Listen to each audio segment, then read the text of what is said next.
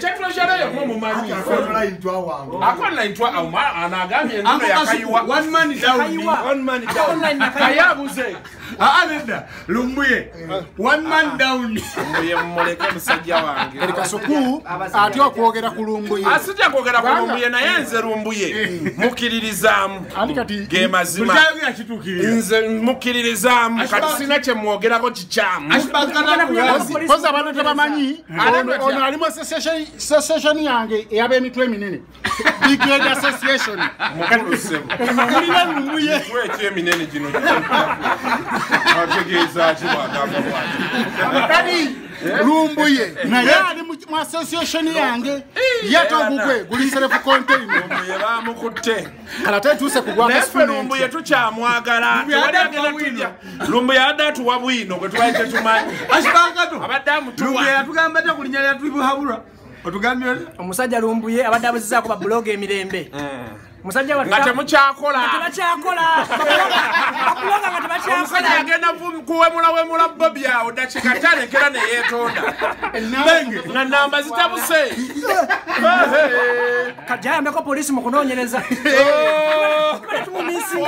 era lumbuye bwajje Kampala wano fe tugenda kuba ku CID wali nga tuwanika awamaani tugenda kuba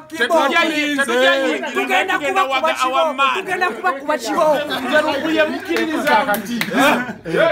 musirikirira omukulu ayo terekeri abantu Uganda Bloggers Association onakola yo tulina okulonda okwaba assembly olwaleero tulina okulonda online olandika kuwendeza okonenkuwakanya nengene mu kooti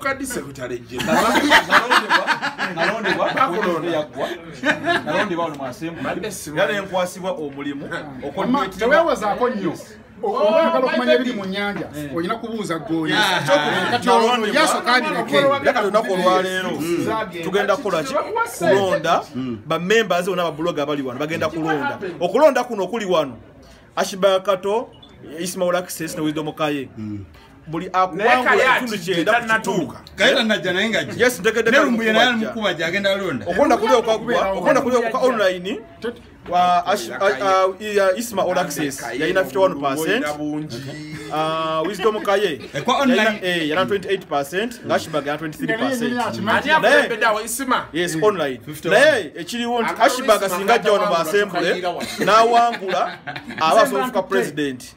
Era awangula wano okwaddala oba Isima aba Wisdom awangula wano okwaddala yabafuuka president. Abona ni balonda dda abana ku Wednesday up to Friday. abawagizi bange mu mbeera bagumu abawagizi bange mbeera bagumu na kulya akalulu kano